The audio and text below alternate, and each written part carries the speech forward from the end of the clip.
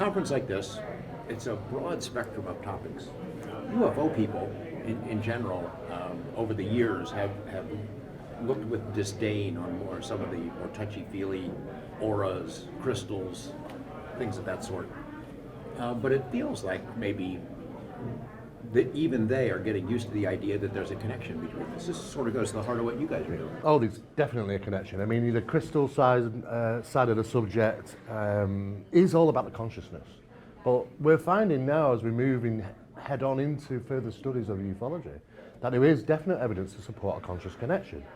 So really what we were looking at is that what we created many years ago are these dividing boxes, be it metaphysical, paranormal, supernatural, ufological. And we had ufologists that wouldn't go into the paranormal realm, and we had the paranormal guys that wouldn't go into the ufology.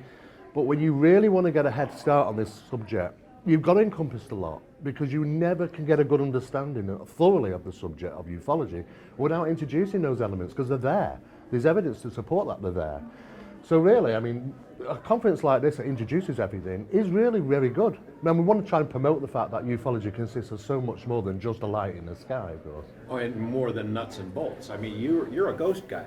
Ufologists and ghost guys generally don't get along. And the disdain is mutual. Well, the work that I've been really pushing is this fine thread that weaves through all the different fields of research, and that thread, we have to follow it wherever it goes.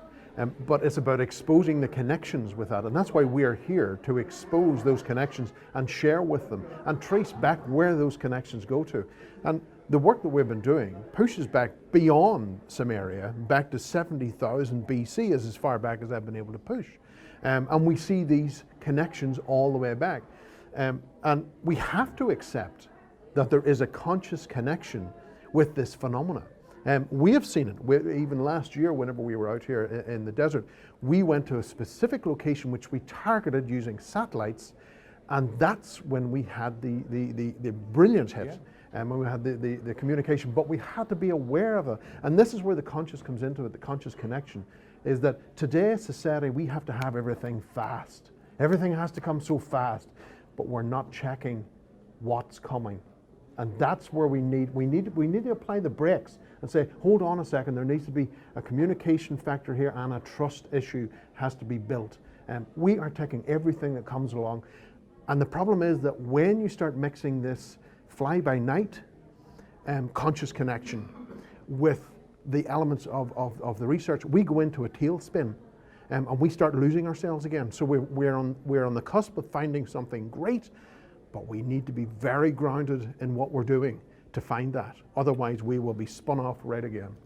Ghosts, UFOs, Bigfoot, crop circles, different phenomena that are connected, or all the same thing? Certainly a lot of the work that I'm doing, I'm seeing this phenomena, and this is the way that we've been able to track the phenomena, is by removing the mask. And so forget the Bigfoot aspect, forget the ghost, forget the UFO, track it by phenomena. By tracking it by phenomena, we've been able to push it back through the centuries, because the phenomena remains the same, the mask changes. It's the mask that changes, the same phenomena, a different mask.